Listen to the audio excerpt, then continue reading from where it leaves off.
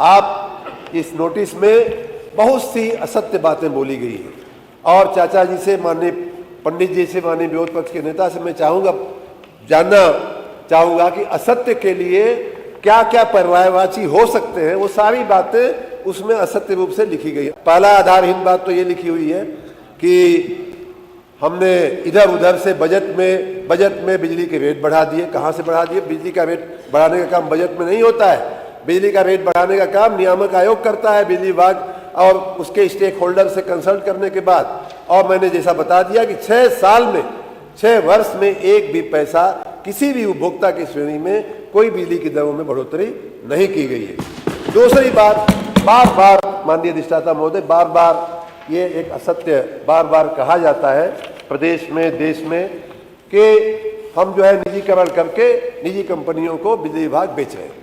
पहली बात तो मैंने पहले भी सदन में कहा है, बाहर भी कहा है, आज मैं फिर से बड़ी जिम्मेदारी के साथ ये कहना चाहूँगा कि हम जो भी करेंगे राज्य की जनता के, विशेष रूप से पिछड़े वर्ग के लोगों के, पिछड़े क्षेत्रों के हित के लिए, पिछड़े क्षेत्रों में विद्युतीकरण के लिए, गरीब जनता को बिजली आपूर्ति बेहतर बनाने के लिए, सस्ती बनाने के लिए हम जो भी करेंगे वो राज्य की जनता के व्यापक हित में करेंगे।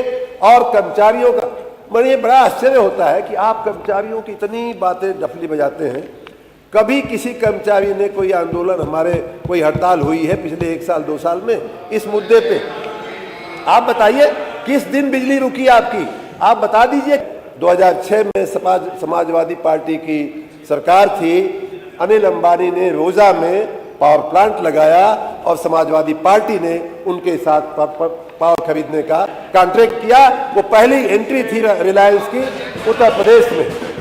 दूसरी एंट्री बताऊं मैं आपको, दूसरी एंट्री बताऊं, 2010 में आगरा में जब टोरेंट को लाइसेंस दिया गया, फ्रेंचाइजी दी गई। नहीं, सुन लीजिए, बसपा खत्म कर दीजिए जी, माननीय मंत्री जी। 2010 में, और तुरंत ही आपकी सरकार 2012 में आ गई। अगर आप चाहते निजीकरण का इतना ही विरोध था तो आप 2012 में कैंसिल कर सकते थे। एनपीसीएल का सुन लीजिए, नोएडा का सुन लीजिए। आपने 92-93 में जब कार्रवाई हुई, गवर्नर शासन था, कांग्रेस का शासन था, उसके बाद तुरंत ही चुनाव हुआ, माननीय मुलायम सिंह यादव की सरकार आई।